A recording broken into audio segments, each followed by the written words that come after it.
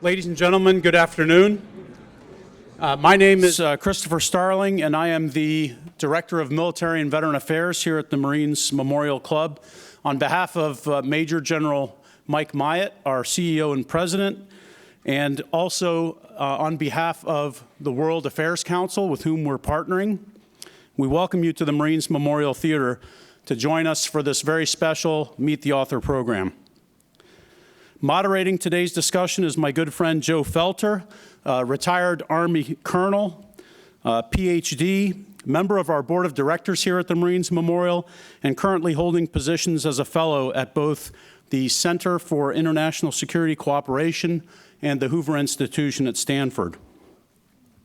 Our special guest this afternoon is General Stan McChrystal, whose biography is in your program, so I won't repeat that. I'll let you read it there.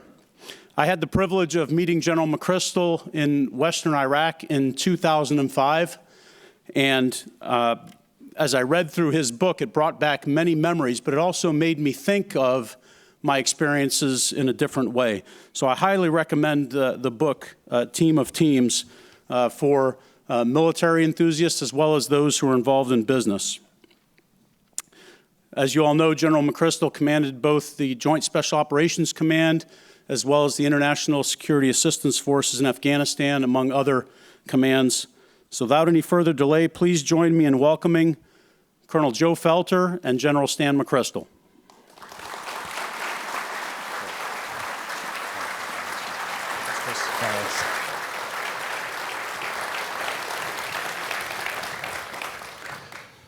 Well, General McChrystal, I know it's Stan these days, but if you'll forgive me, I'm going to have to go with the compromise of General or Sir for today. But it's great. It's a real privilege for joining us here. So I wanted to start out with a quick story about my first time meeting you. It was way back in 1989. I had just gotten assigned to the 3rd Ranger Battalion. Came out of Korea, was in pretty good shape, working with Dave Grange over there. So I thought I was a pretty fast guy, 23 years old, 24. So we had to do a PT test our first day, and we're out there running, and I'm sprinting, I'm out front, I'm thinking I'm gonna finish about 11 minutes. I know the Marines do 3 miles, we only do 2. And so I'm coming to the final stretch, I'm about to hit 11 minutes, all of a sudden this fury goes by me, this guy whizzes by me. I go, who was that? I said, that was Major Stan McChrystal, the S3. He's an old man. He must be 33, 34 years old. So that was my first meeting with General McChrystal. And sir, as we all know, you have not slowed down. Your entire career, you've led from the front. And this book is no exception. So let me start out, sir, with a general question. It's kind of unusual for a 4-star general to write a book aimed at the business community. Why did you write Team of Teams? What was the intended impact of this book? Yeah, I'm going to hijack it for a moment and talk about Joe, because the person that interviewed me is not just an individual up on the stage. He's a friend of mine, which is always a good move when you're going to be interviewed. But I asked Joe if he would come to Afghanistan and lead something when I was given command in 2009, because the situation was very, very difficult, and I thought we needed to change our entire approach to how we were fighting the war. And so I asked Joe if he would come over and lead something called the Counterinsurgency Advise and Assist Team, which is really an effort to change the culture of the entire coalition force there, which was an extraordinarily huge task.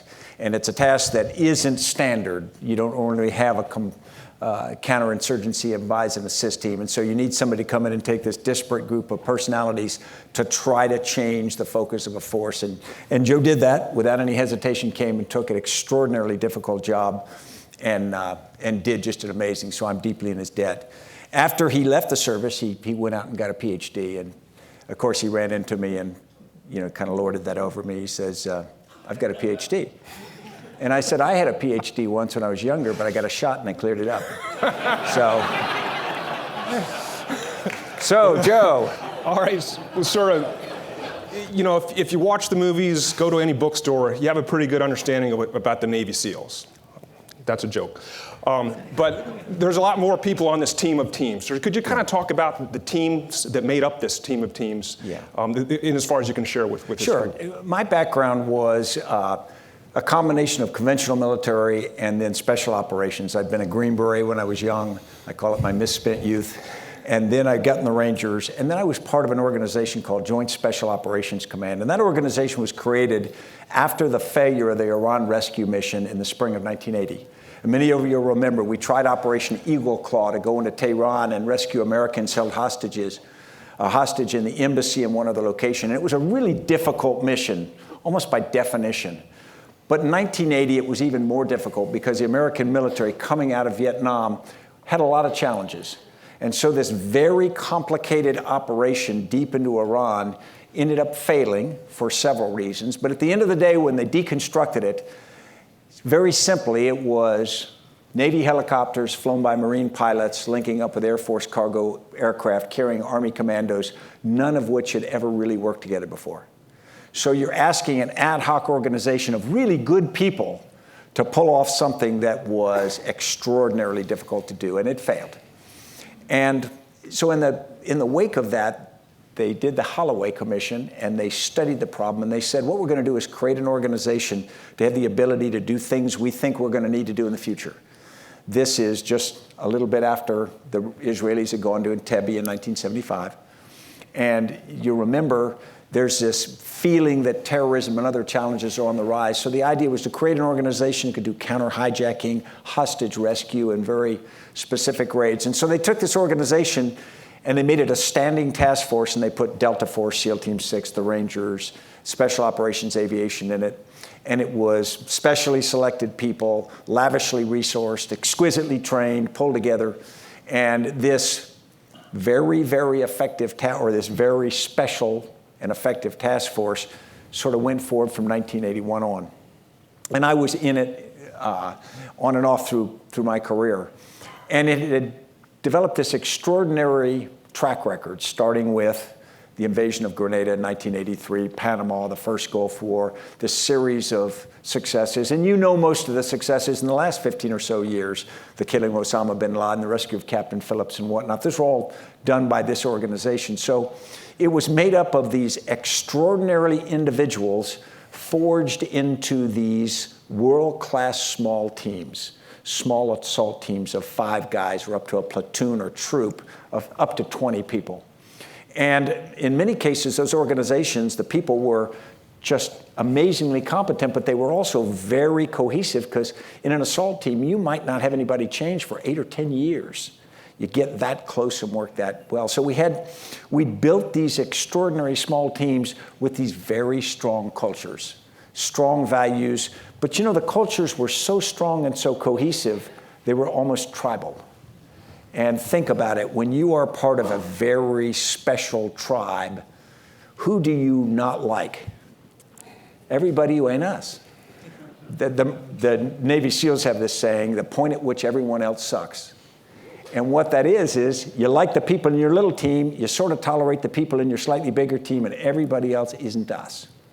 And it's not that they're bad by definition, they're just defined as not us, and therefore, you had this tribal nation. So when you think you're going to have this organization that is this synergy of all these teams together, that's not really what we had. We had this group of very strong-willed individuals forged into very strong-willed individual or small teams.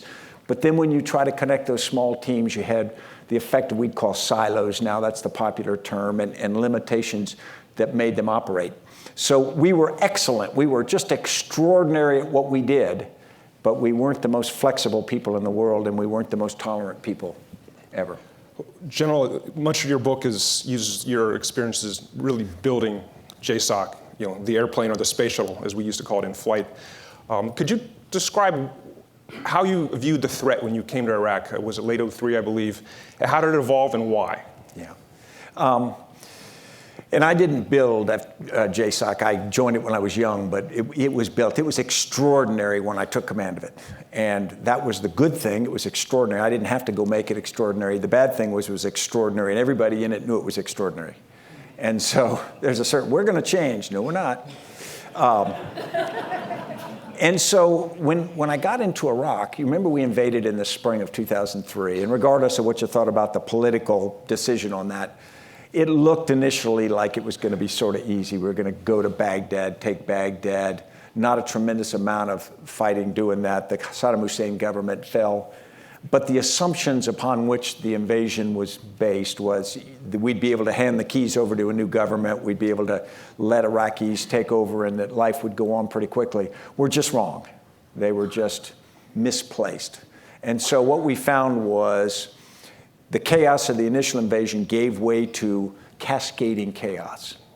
Because if you think about it, Saddam Hussein held together the country sort of with chewing gum and baling wire, and Baghdad, which had electricity for most of the day, got it by sucking electricity from more rural areas. And so when we came in and looting started and whatnot, and the infrastructure collapsed, suddenly you have people like in Baghdad who in 120-degree heat have no electricity, which means no refrigeration, which means no air conditioning, which means no fans, which also means no sewage. And so put yourself in a city with all of those, no sewage, and then a breakdown of law and order, and this fear that if you were particularly on the Sunni side, that all of the things that took care of you before, the apparatus of government, are now going to give way to Shia governance. And if you had a job or a pension, that's gone. It's just evaporated. So put yourself in that position and put yourself in this hothouse of that, and then suddenly say, how do you start to react? And you might be tolerant of the invasion initially, then pretty soon, it's almost like being boiled in your own discontent. And so by the fall, the discontent had started to go first into disparate violence, and then it started to morph into strong opposition, first under some of Saddam Hussein's former generals and Saddam Hussein, who we captured in December, but then it morphed into al-Qaeda in Iraq, led by a guy named Abu Musab al-Zarqawi. So we looked at this problem initially, and initially we said, well, it's Saddam Hussein and his generals, and we capture them, and the problem will likely go away, or hopefully go away. But we had doubts about it. And when we did capture him, there was this moment, you remember in December, that we got him newscast, which I thought was a mistake. We shouldn't have said we should have said Iraq got him. But we got him, and then suddenly we thought that the violence would end. But that was almost at the same time we realized that a guy named Abu Musab al-Zarqawi, a known terrorist leader, was in Iraq, and he was building a network. Now, when we looked at that network and we looked for that network, we already sort of knew it existed. We looked for a traditional terrorist network. And I've described this to some people before. We looked for a hierarchical network that has people at each level with good, strong control. We have people with a lot of discipline, and we have very set ways of communicating to protect their internal security so they can't be rolled up, first by Saddam Hussein's government, some of them had been opposition then, but particularly by what we were doing. And so when you look for that problem, it's hard to look for a new problem if you think the problem is this. If we've ever been in a situation, you say, I think this is the problem, you have a tendency, everything you see tends to fit into that mental model. That's the problem I expect to see, therefore each indicator I get fulfills that's what I am seeing. But that's not what we were seeing. What we were actually seeing, and we spent hours and hours over whiteboards and discussions, we were expecting to see a disciplined, tightened organization that did periodic but slow terrorist operations. And what we saw was this really agile, fast thing that's hitting here, passing information and whatnot in a way we'd never seen before. And so we're looking for this, and we're seeing this, and it took us longer than it should have to said, guess what, this isn't here, this is what's here. And it's a network, and it's a network the likes of which never had existed before because it couldn't have existed before. And you say, well, why couldn't it? Because technology wouldn't allow it to. This was really the first 21st century environment that we were in, where information technology had allowed the organization that we were facing, al-Qaeda in Iraq, to communicate in real time all the time. Cell phones, internet, that was all available to them.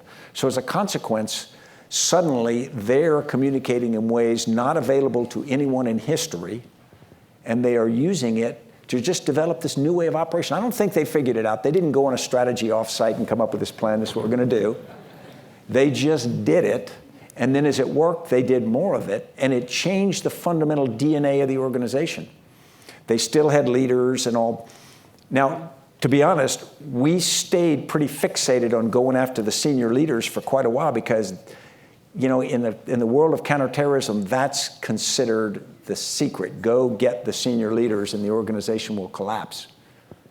But you think about it, that's not always the case. I was in the Pentagon before I took JSOC, and we had this operations order called 2+7. And the order was designed to get the top 2 of al-Qaeda, Ayman al-Zawahiri and Osama bin Laden, and then the next 7. And the idea was we will get a special authorities and focus to go after the top 9 members of al-Qaeda. We will capture or kill them, and al-Qaeda will collapse. And I remember working through and, you know, getting something staffed in the Pentagon is its own painful activity. And I remember going through doing this, but starting to have doubts as I'm talking to guys. I said, you know, we're going to take these 9 guys out, and this whole organization is just going to cease to exist. What if we took the top 9 people out of the Pentagon? Well, the place would get better. And now, you know, this is younger guys looking at each other in the office. We say, wow. Well, we didn't say that. We didn't have that kind of courage. But that's kind of what you're thinking. You say, wait a minute, maybe our basic assumption here might be wrong. And when we got in Iraq, that's exactly what we found. Leaders matter, but they are not they don't have the same function in a moving network that they do traditionally. So as a consequence, we're looking for this, we're seeing this, we're trying to do what we're good at, because that's what we're good at, and that's, you know, you always like to do what you're good at. But what we need to do is very different. And so really about the spring of 2004, we had this period where we really had almost an identity crisis in the command. We are one thing and we're very good at it, but that's not going to be effective in this situation, so we're going to have to be something different. Well, so you may not have built JSOC, but you certainly souped it up. Well, I got to give you at least that much credit. If you look at the number of operations conducted when you started and when you left. So on that same vein, it takes a special leader to achieve what you did in Iraq with JSOC, sir. How did your leadership style develop over time? Were there any particular mentors that you credit with bringing you to this point? You know, what made Stan McChrystal the leader that he is today? Yeah, nobody will claim blame for that. You know, I started like a lot of people. The first thing you want to do when you get in a new job, or in the Army particularly, is you want to be talented or competent at your craft. I was an infantry lieutenant in the 82nd Airborne, and I wanted to be a good paratrooper. I wanted to be able to use weapons. I wanted to be in charge, because I thought I was supposed to be in charge. And so you work on your competence and you get various levels of that. But then I would take charge because I thought that was my responsibility. I thought that when it came time to make a decision, I should make it, because otherwise, why was I there? It took a while through my career to actually get to the point where I began to realize that kind of micromanagement is actually not why you're there. You're not there to be the heroic leader to whom everybody comes for final decisions. You're not the only person with courage, not the only person with wisdom. You're not. In reality, if you put all the organization together, any leader is a tiny part of the capability of that organization. If you put all the brains together, all the courage together, all the anything, you're an infinitesimal part of that. And so your role is not to supplant the rest of that. Your role is to enable the rest of that. Now, it took me quite a while to get that. I would tell you, and I think like a number of my peers, I probably evolved to that. You hit a certain point in your career where a battalion commander commands 600 people, and as a battalion commander, you can just about know everybody in your battalion, and if you really work hard, you can just about micromanage that thing to success. And in peacetime, in garrison, I would argue you almost can do that, and your battalion can look very good, and you can come out pretty effective. That doesn't mean you have the best battalion. Doesn't mean you produce the best leaders. It doesn't mean you've done the best job you could.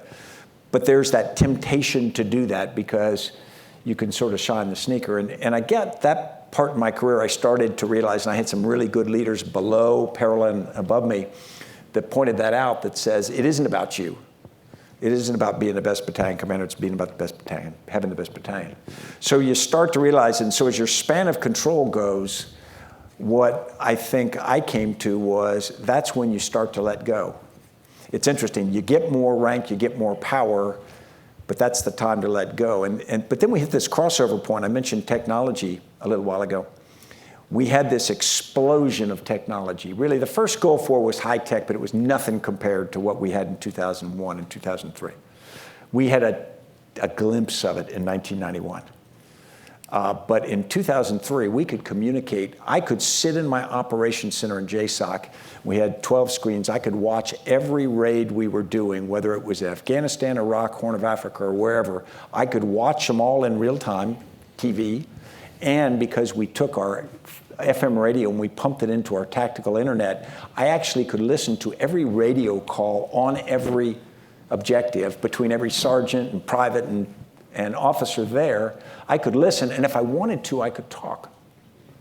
And you go, wow, now this is the micromanager's dream. You know? I got all these marionettes, and I finally got control. But then you stop and you think, now wait a minute, I'm sitting in this headquarters, and I have this two-dimensional picture of what's happening on the battlefield. And I see people running here, and I mean, it's very clear, high-definition stuff. And you're watching them move around. You say, well, I'll tell that guy to go left, or I'll tell this commander to do this. Hey, wait a minute. You're not there. You don't know. You're not in the huddle. You don't know who's tired. You don't know how cold it is. You don't hear the crack of bullets. You don't have the feel. You're watching 12, not 1. And there's this temptation to do this instantaneous look at something and say, well, I see that, therefore I understand, but you don't. And so it takes this willingness to step back and say, I don't really understand. I'm a little bit informed, and maybe I can help that person on the ground, but I don't understand enough to run it for them. So if you hit the point where you say, I don't really understand, but I'm going to try to help that person understand, the guy or a gal on the ground, because we've got more connections than they do, pump them information, pump them resources as they need, and give them the ability to operate. Then I think you start to become more and more effective. But it's a step back in heroic leadership, because you think of yourself as that heroic leader, but suddenly you're not doing, you're enabling. You're not playing, you're coaching. And it does take a little bit of evolution, at least it did for me. So speaking of heroic leaders, sir, you say in your book that leadership is like gardening. Now, I've served for you. I've worked around a lot of people who served for you. No one would ever accuse Stan McChrystal of being a gardener. It just doesn't come to mind when you think leader, gardener. Could you explain what you meant by that? Sure. And I didn't have this analogy when I was serving. It took a while afterward. When I talk about heroic leadership, I think of like a chess master.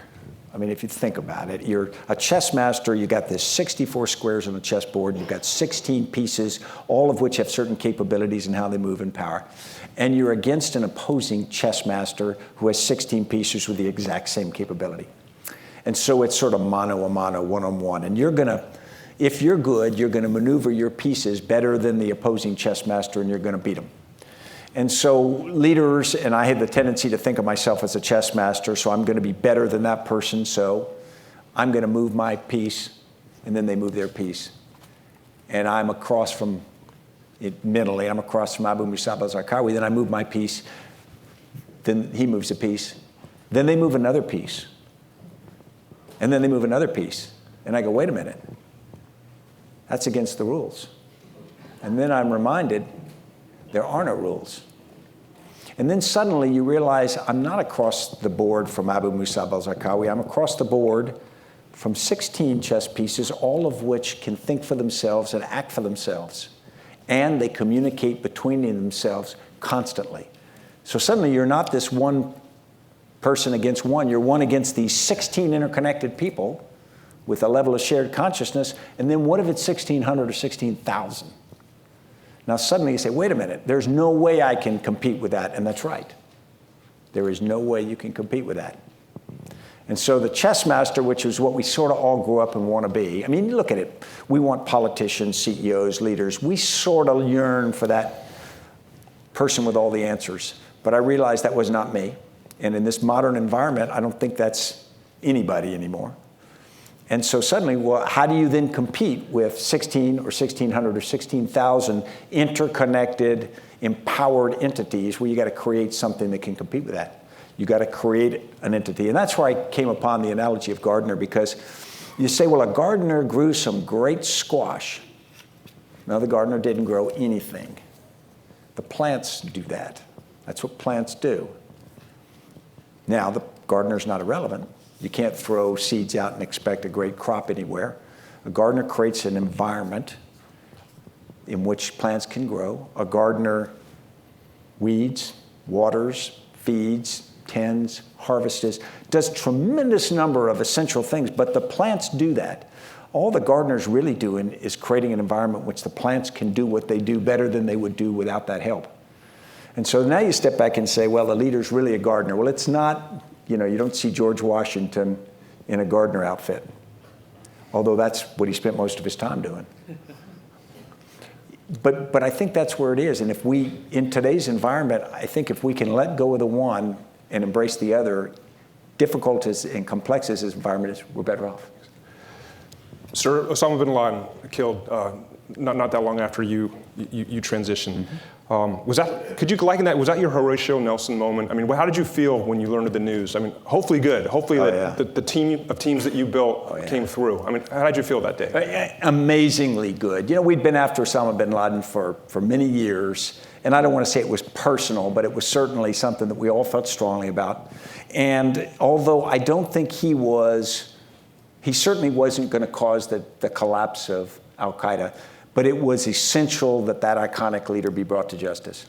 And so I was out in Colorado at the time with Dave Silverman, a Navy SEAL I'd served with and co-founded a company with, and we suddenly got this call, and it said, we got some information that's going to come, and it was a couple of guys who we'd worked for before, and we kind of guessed it was really big and sort of guessed it was that. And the moment it happened, it was really two feelings for me. One, it was the relief that, okay, this is done. That part of this is done. And then the second part was this incredible pride, because the organization that I'd been a part of, and the guy who'd been my deputy, Bill McCraven, leading it now amazingly well, they had done what the nation had needed them to do, and which we'd worked so hard to do. And if you think back, the great frustration from the Iran rescue mission, and I wasn't on that, I was younger, but it wasn't that those guys weren't incredibly brave, and the frustration they had was they couldn't give the nation what it asked. And not many people know this, but after the failure of the Iran rescue mission, they went immediately into planning and prep for a second try. And they put together this mission, Honey Badger, and they planned and rehearsed and did all the things to do it, and their great frustration is they weren't allowed to try again. And so I think it was almost sort of for them too. It was for all the people who for all those years in training and an effort had sacrificed so much to suddenly have what the nation would sort of equate as an essential measure of success happen. I felt good about it. So we talked a little bit about this at lunch as far as the leadership style you describe in your book and how it applies to the private sector. Can this leadership style really work without this intensive selection process up front? I mean, the SEALs, the Rangers, the Special Forces, the person that shows up at JSOC, probably much more likely to have this sense of shared purpose and ability to trust. I mean, can this carry over without intensive selection process up front? Yeah, we're asked that all the time, and it's one of the questions I had of myself when I entered the civilian world. And the answer is yes. That's the short answer, and several reasons why. One, although JSOC had these specially selected people, it had some things that actually made it harder. It had these very strong personalities. It had this sort of entrenched culture. It had this distrust across the culture. If you weren't this, then I'm not sure that I view you the way I could. And so that made it a bit harder. Now, there were other things that actually made it easier, though. And when we work with companies now, the first is we were at war. I will tell you, I'm not sure the change we did in JSOC could have happened in that organization in peacetime. There just wasn't enough compelling reason. And as you push people for it, there would have been, I think, enough inertia, and just the pace at which you had to do would have been really hard to do. That's one. The other thing, though, that the military has an advantage on, and that is money's not an issue. And civilian companies sometimes tell me, well, we have the advantage. We can use money as an incentive. And I would tell you, if you study it and you experience it, it's really not that big an incentive. In the military, everybody knows what everybody pays. Congress decides how much everybody makes. You can't give somebody a raise. You can't give them a bonus. You can't. So it's just off the table. You don't have that discussion. Nobody gets dissatisfied by what they make, or they take it up with Congress. So it's just, they clarify. The leader didn't have to worry about that. And the military can always wrap themselves in the national mission, the flag, and patriotism and whatnot. And companies try to do that by having a vision statement and mission. In some cases, that's effective. But it's a little bit harder. It's a little bit harder because you say, well, we are trying to make America a better place by so-and-so, and we've got to be profitable.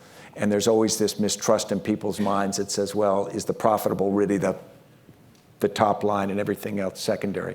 So I think it's harder in the civilian world to do it. I don't think it's at all impossible, and I think it's what people yearn for. When we work with companies now, it's amazing what gets people impassioned and gets them enthusiastic. It's to be part of a team that they believe in that is going to be successful.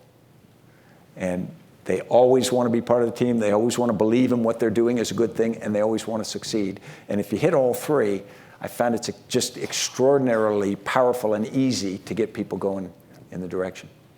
Sir, I think it pretty clearly that the leadership style you had at JSOC worked for that organization addressing that threat.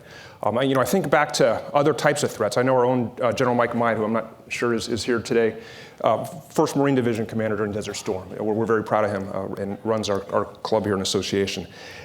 That was kind of a situation where maybe that traditional top-down leadership, command and control leadership, may have been more appropriate. We've got coalition partners who never worked together. You've got terrain to seize.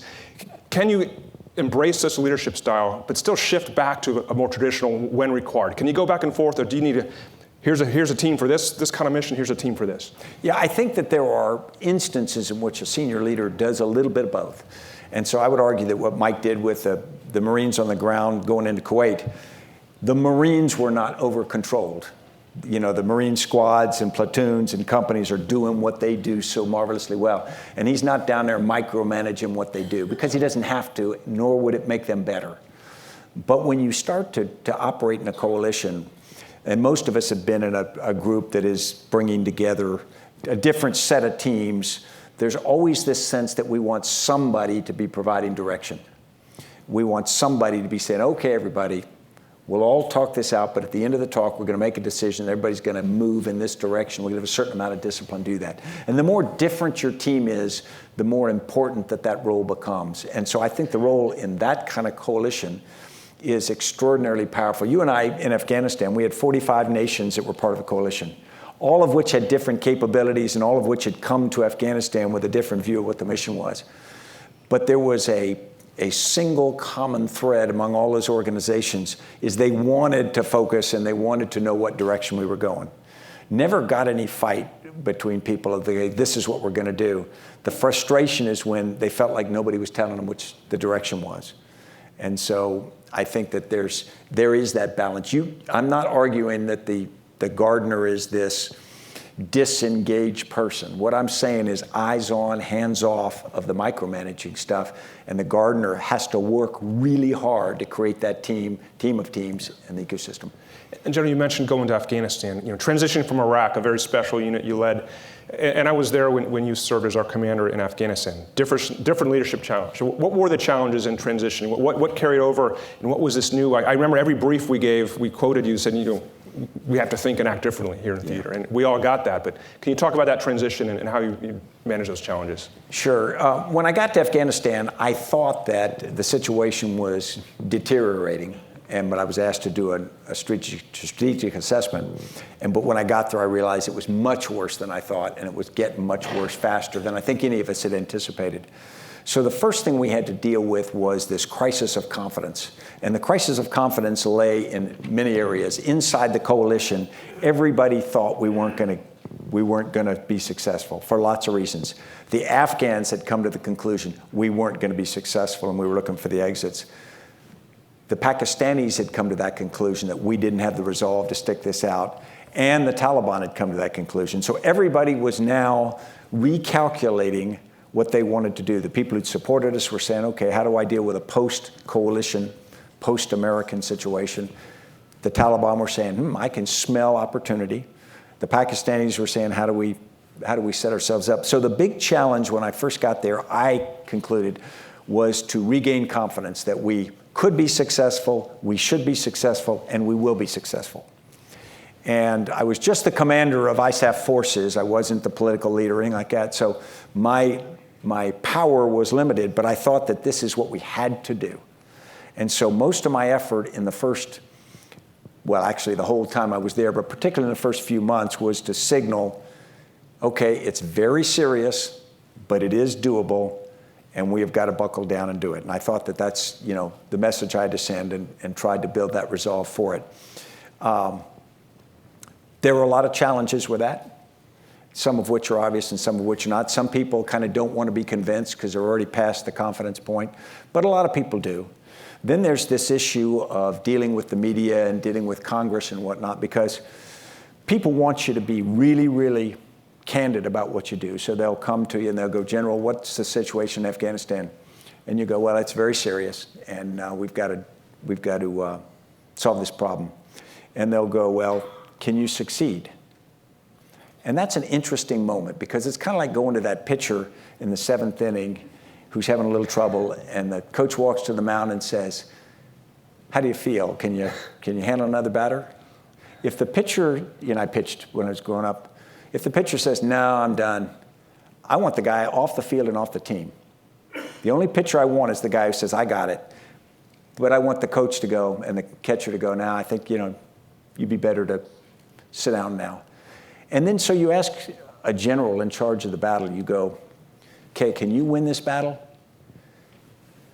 And you go, well, I want to be completely candid, 50-50.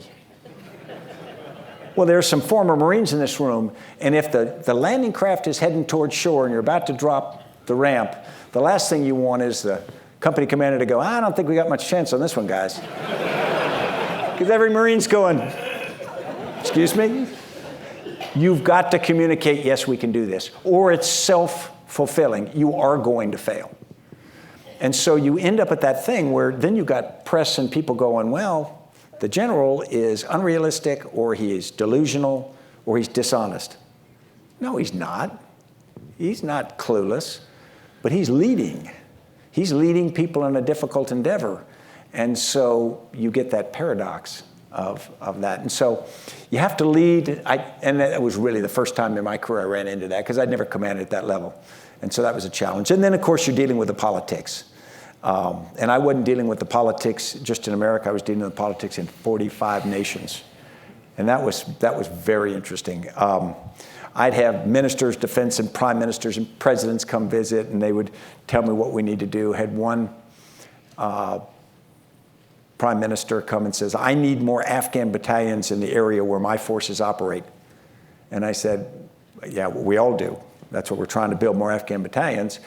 But we've got this plan, we've worked out, this is what we're going to do, and so this is what we're going to do. He says, no, I need more Afghan battalions. I said, I'd like to help you, but I can't do that. So he went to President Karzai and said, I need more Afghan battalions, who impressively didn't give him. Then he went to the press and says, we're getting more Afghan battalions. And I'd not been in that world. I said, what are you talking about? So you run, and now he was not a bad guy, but he had political imperatives from his perspective that he had to deal with, and he had to deal with domestic political constituency. But the reality was, when you got 45 leaders, all with that kind of challenge, all trying to get through a single entryway to the successful execution of an operation, it's pretty complex stuff. And so when you step back and you try to say, what is really hard is getting unity of effort in a coalition thing on something as hard as a mission in Afghanistan. So trying to synthesize some of the questions from the audience. So a lot of questions on how we should deal with specific threats, Iran, ISIS, Afghanistan, amongst others. Feel free to touch on those if you'd like, but maybe let me ask a more general question. Let's say I've got a friend here who's just started his War College Fellowship at Stanford and served in the Ranger Regiment. Let's just say things work out for him and he becomes a Ranger Regiment in a few years. What are the types of threats you think he's going to need to prepare for, and how should he do that, given what you can look in your informed crystal ball right now? Yeah, it's not informed. It's just nothing more than a crystal ball. I think it's pretty evident that what we're seeing in a good part of the world is a an erosion of order. And I'll talk particularly about North Africa and the Mideast right now, but you could apply this to other areas as well. And what you've had is an era of, and it may not feel like this, but in some areas you've had relative stability. The Mideast for about 40 years actually had a lot of stability. We didn't think it did, but by comparison now it does, to what we see now. So you're seeing this erosion in places like Syria, in places like Iraq, and it's contagious. There's a lot of violence in the eastern part of Egypt now. Of course, we know Libya, Tunisia have their own problems and whatnot. So you're seeing this crumbling. And so the basic structures upon which that order was built, really post-World War I up until now, have been shaken. And I'm not sure that all of them are going to either survive if they're still in existence or be reconstructed if they have not. Place like Syria now, half the population's displaced. And you start to do the math on that and you go, now wait a minute, half the population is somewhere other than where they live, so where are they? 20% of Jordan's population are now Syrian refugees. We'll do the math. That would be 75 million refugees in the US. And that would be destabilizing, and Jordan doesn't have the same stability the United States does. 24% of Lebanon is Syrian refugees, and then inside Syria. The place is shot to pieces. The basic structure of society and governance is shook in a way that it's going to take years and years and decades to repair. And now you go, okay, what are we going to see?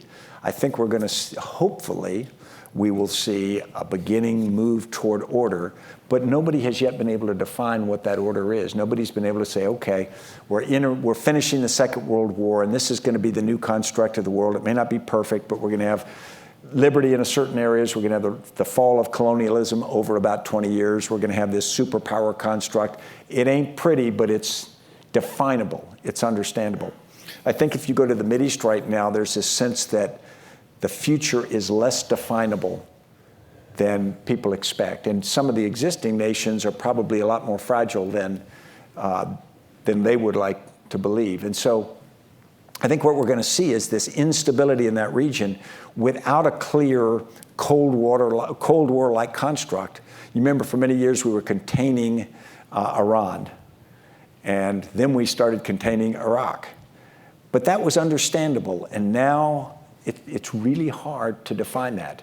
And I think that is not just in our minds, I think it's everybody. So when you talk about what the Ranger Regiment will find, I think there will be certainly, at least for a while, less willingness to use any significant numbers of U.S. forces. But the reality is we are going to need U.S. force presence in a lot of areas in at least small numbers, because the leadership role that we play is essential. And the confidence we give just by being there. Remember the old saying from the French before the First World War, were asked by the British, how many British soldiers do you need? And the French Prime Minister said, just one, and I'll make sure he gets killed. And that's really kind of what we're talking about. They want to know that we believe we have skin in the game in the region, in the stability going forward. So let's add a little levity after that pretty serious question lineup. Seems to be a lot of interest in your personal routine, sir. Anyone who's worked around you marvels at your ability to work seemingly nonstop. But in the interest of a little change up, can you talk about, for example, your eating habits, your physical fitness plan, sleeping? Just what's a day in the life of Stan McChrystal as far as your routine? Yeah, my wife's here somewhere. Yeah, I'll tell you what it was like and then what it's like now. When I was in Iraq, the way we did is we fought all night. We did operations all night. Then you go to bed about dawn. And so what I would do is I go to bed about dawn, sleep about 4 hours, and you get up. It's mid to late morning, and you go do PT, run. And I like hot weather, fortunately, because you get what you want there.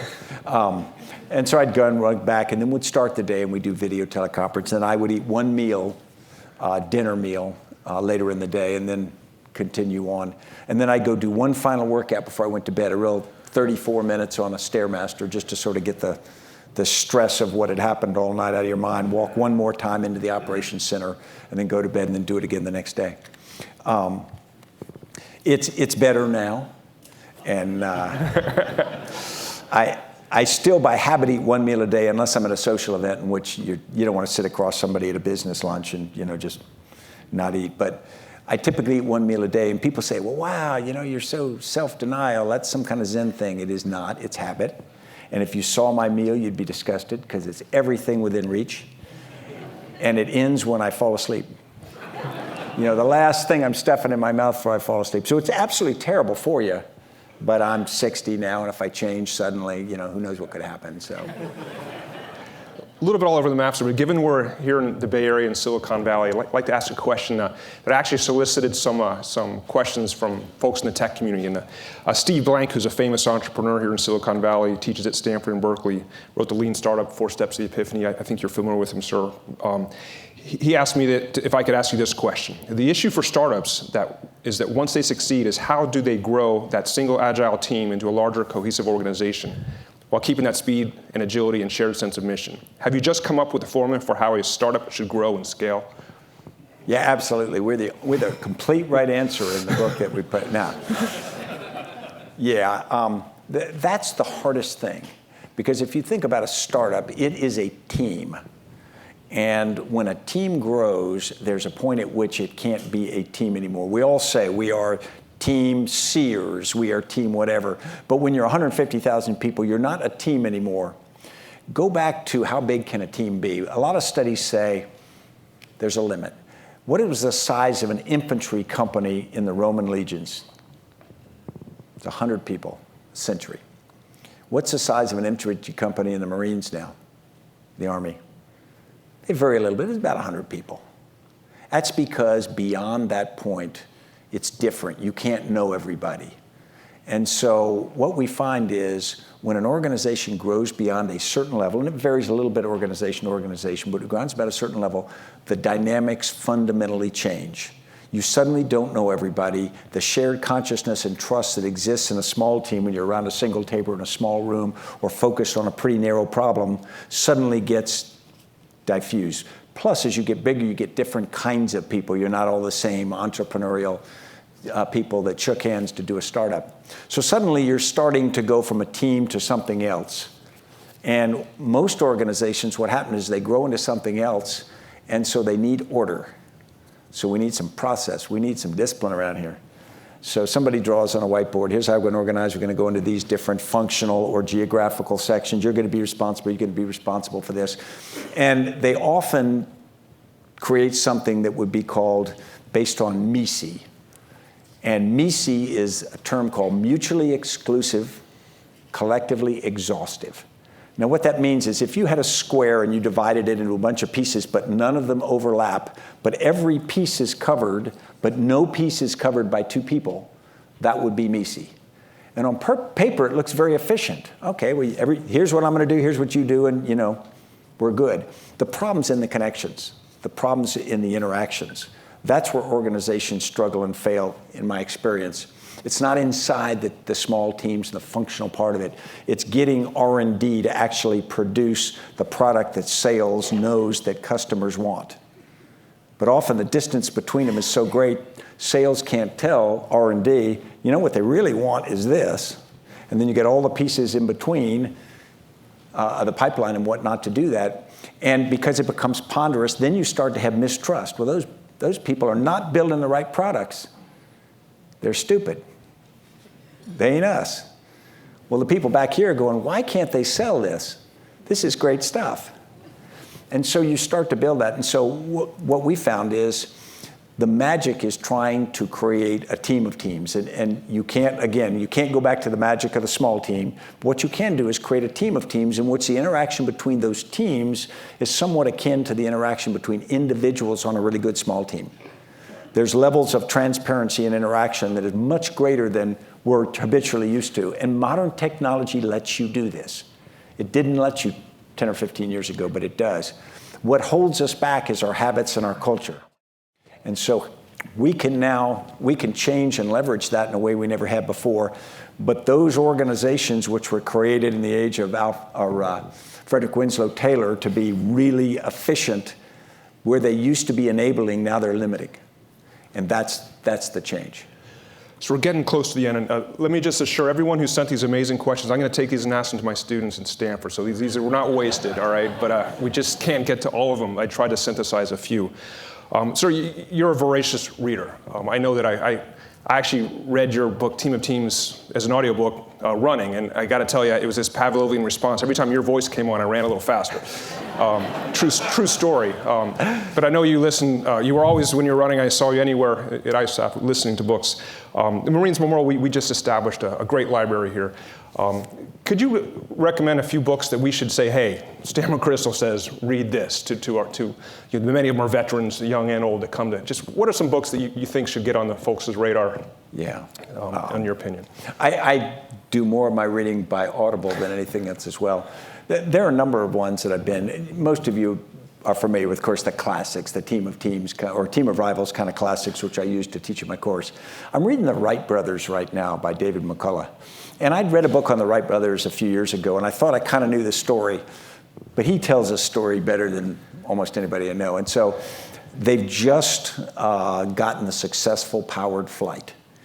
And instead of just getting the story about how two bicycle mechanics get this thing into the air, you really get the story of what they were, who they were, what made them go. And so I'm very much a believer in that. If you want to be depressed, and maybe you want to be, there's a book called Bloodlands, and that is the story of the violence that happened in Eastern Europe between the First and Second World War. Because we tend to focus on the carnage that happened in Nazi Germany and partly in Stalin's Russia. But really, this book talks about all of the things, the pogroms and whatnot that occurred, the starvation of the Ukrainian population between the First and Second World War. And although it is depressing, what it does is it gives you this appreciation that we tend, from afar, we tend to look at history in these discrete events and wonder why people feel the way they do. And yet when you're on the ground somewhere, if you can develop the empathy to switch the lens and look around and really get the sweep of what's driving what they think, it's very different. And so that's one that I think is very powerful. I'm also reading another one now, a Stephen King book. I almost never read novels, but my wife convinced me to read one. And this is a book called 11/22/63. It's a couple years old. And it's the story of a guy who, through this time hole, he can go back in time to 1958, and he's convinced by this other guy to go back and prevent the assassination of John F. Kennedy. And so there's this one level story of, because it starts the wheels turning. What if that had not happened? And of course you never know because there are, connected events. But it's that philosophical story, and then of course it tells it as only Stephen King can entertain you in a book to do. So we're getting up on what may be our last question. So I'd like to take a liberty of asking this one as well. The Marines Memorial Association, it's about service. And we've got, its members are generally veterans who volunteered, raised their hand, and I'm going to serve. We know that, without the draft, that those who have served are becoming more and more insulated from society. Could you comment on maybe a two-part question? Your thoughts on that dynamic as those who've served, like your father and your father-in-law and his 4 grandchildren and your son. And also, would really like to hear about your initiative to expand the opportunities to serve with this national service, this Franklin Project, I believe it's called. Just love for the audience to hear about that. Thanks for asking that one, Joe. I was hoping you would. First, everybody should know, my brother is an Army chaplain for 31 years, and so it's appropriate now as I say certain things, you sort of go amen and clap. Yeah, I went in the military, went to West Point when I was 17, and people who needed discipline and whatnot, that often helps. I was right on the edge of needing a lot of discipline. But now I fold my underwear in my dresser. Now you probably go, why? There's no good reason except I was taught that that's what you do, and I do it by habit. Now I have this list of bad habits, but I have a few good habits. And I think I learned those good habits when somebody sort of guided me and forced me to do that. I entered West Point not because I wanted to serve the nation, not because I was patriotic, but because I thought being in the Army would be interesting. And being in the Army would be a bit of an adventure. And it was. But sometime during the experience, something in me changed. I think seeds they planted intentionally started to grow, and then at a certain point, it's not about me, it's suddenly about the people I work with. And then as it even get more senior, suddenly it's not just about that, it's about the nation and the idea of service. And you don't know where it comes from, it's suddenly there, and you go, wow, I sound like my father.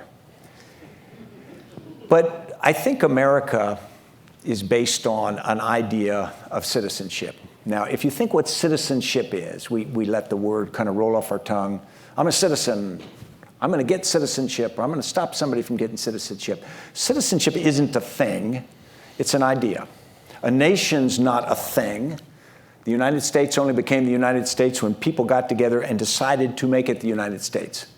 When people got together and decided we are going to make a covenant between ourselves to create a nation, and that means we are, what did they say in the end of the Declaration of Independence? We said, we pledge to each other our lives, our fortune, and our sacred honor. We kind of forget that line sometimes. We pledge to each other. Citizenship is nothing more than a pledge to other people. It says, I'll do certain things to be a part of this organization. I will enjoy certain rights, certain legal rights, certain ability to vote and whatnot. But as a consequence, I pledge to each other, other citizens, that I'll do certain things. And most of the people in this room already live this, but sometimes it's defend your nation, sometimes it's take care of people, it's different things. If we let citizenship get boiled down to the lowest common denominator, where we say citizenship is a piece of paper I have and I'm allowed to vote and I got certain rights and you can't do this to me, and we forget the part that citizenship is not just unalienable rights, but it's also unalienable responsibilities. Then you start to say, well, maybe being a citizen means a bit more. And maybe the idea of service to the nation and to other citizens has this sacred part to it. But where do you learn that? You know, you go back to the Depression and the Second World War, and we had the greatest generation go through those searing events where people had to take care of each other, and then we have an existential threat to the nation, and we have 16 million Americans in uniform, and everybody else touched by the war in some way or another. Suddenly you've got this sense that I have got to be a part of this because it's my responsibility, and it's an honor to do that. And we come through that, and we plant in everybody who's a part of that some sense of additional self-worth, some sense of additional investment, because, I invested in this thing, I want it to be right. If we let that die, and we've now gone 2 generations without really asking Americans to do as much as we might want them to do, if we let that erode, then suddenly this sense of citizenship is harder to define. Why would I believe in it? Why would I do something? And you got a few people who altruistically do it just because that's in them or their family or whatever. But a lot of people never get touched by that. They just aren't exposed to that. They're not around a dinner table with somebody who talks about what service is and what it contributed, how good it made them feel, and how it changed them. And so my belief is you don't learn that through civics class, and you don't learn that through a stirring speech or a book. I think you learn that through experience.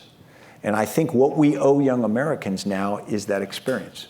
Now, we get a small number of young Americans who go in the military service. We get a small number who go to City Year, AmeriCorps, Teach for America, which are all, in my opinion, on an equal footing. But it's a pretty small number. There are 4 million young Americans in every year group, and the number of people who serve is probably 250,000. That's a tiny percentage. And so it's not in the DNA, and it's not necessarily in the expectation. I think we can change that.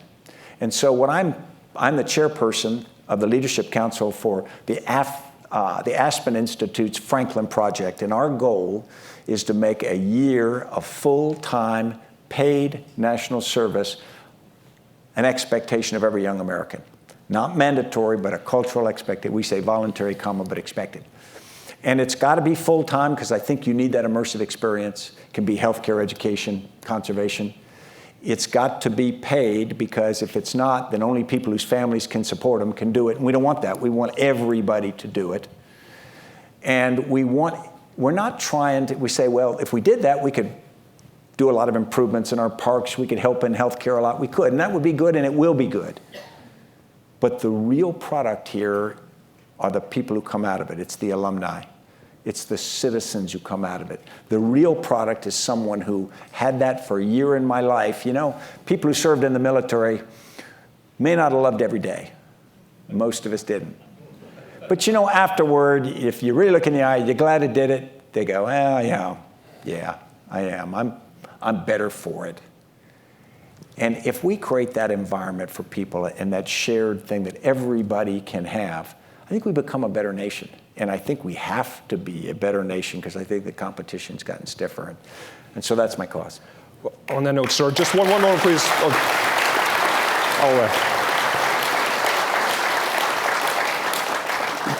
You have one more chance for that, but on that note of being better, sir, I just think that everyone who's ever served with you or worked with you is a better person because of it. And I think this book it's really going to expand the impact of your leadership far beyond the circles of elite military organizations. So on behalf of everyone at the Marines Memorial, sir, I want to thank you for your extraordinary service, your continued service. I think our country's safer and will be safer because of it, and we all have a great debt to you. Thank you for joining us, sir. Joe, thanks so much.